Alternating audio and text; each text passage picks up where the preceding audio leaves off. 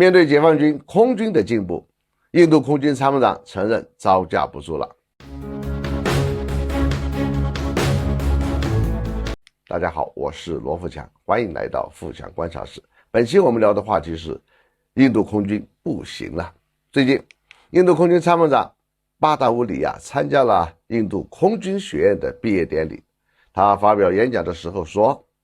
周边环境发生了前所未有的巨大变化，所以印度空军一定要积极转型才能应对。他说的巨大变化是怎么回事呢？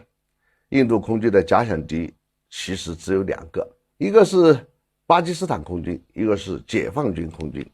印度的国家实力比巴基斯坦要强大很多，解放军的战略重点也不在中印边境，所以印度空军一直认为自己占着优势。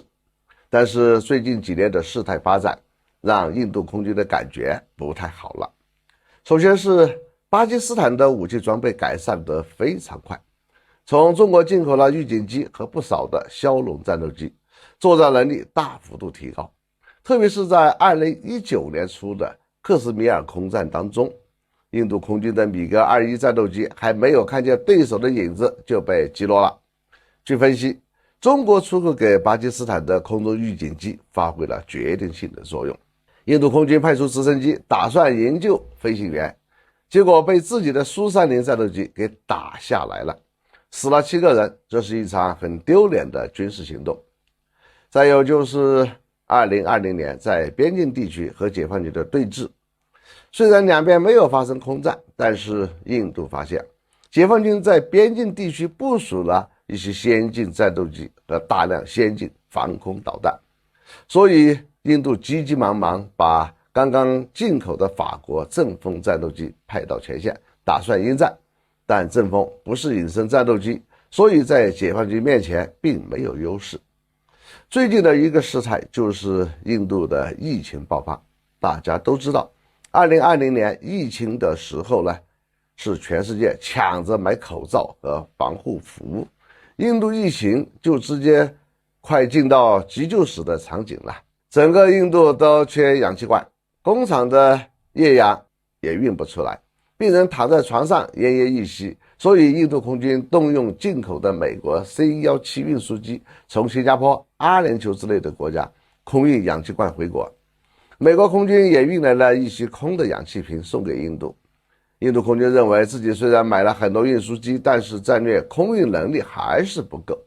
一面要在克什米尔备战，一面要运氧气罐，压力有点大。运氧气罐的部队一共飞行了3800架次，就已经招架不住了。所以印度空军的高层对局面非常担忧，他虽然嘴硬，但心里很明白，在整个2020年所有人都在讨论是不是应该进口美国的 F-35隐身战斗机。不过美国人显然是不想卖，所以印度自己拿出来一个隐身战斗机方案，希望外国厂家能够提供发动机、雷达之类的关键部位。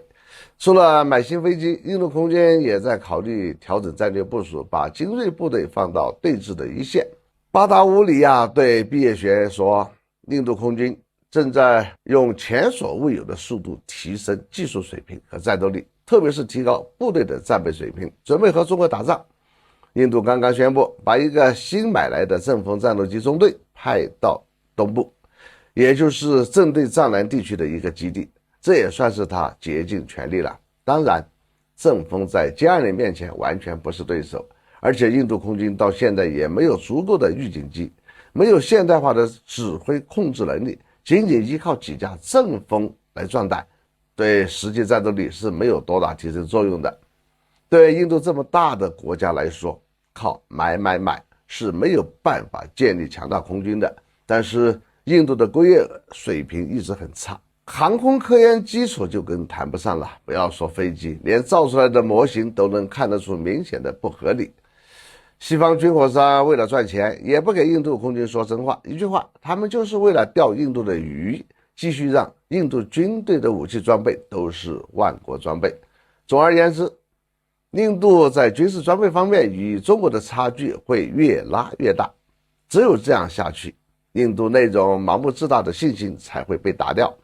我们才能不战而取人之兵，获得主动式的安全环境。好，本期话题就到这里，下次再见。